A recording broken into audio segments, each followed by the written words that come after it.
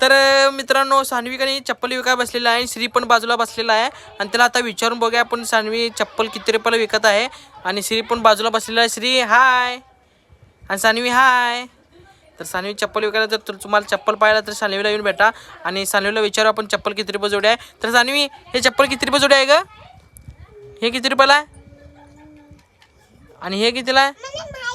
सान्वी चप्पल किती रुपये जोडी आहे? 100 रुपये जोडी. हे किती रुपयाला आहे? तर हे पण 100 रुपयाला आहे आणि हे पण 100 रुपयाला आहे. आणि हे किती रुपये जोडी आहे?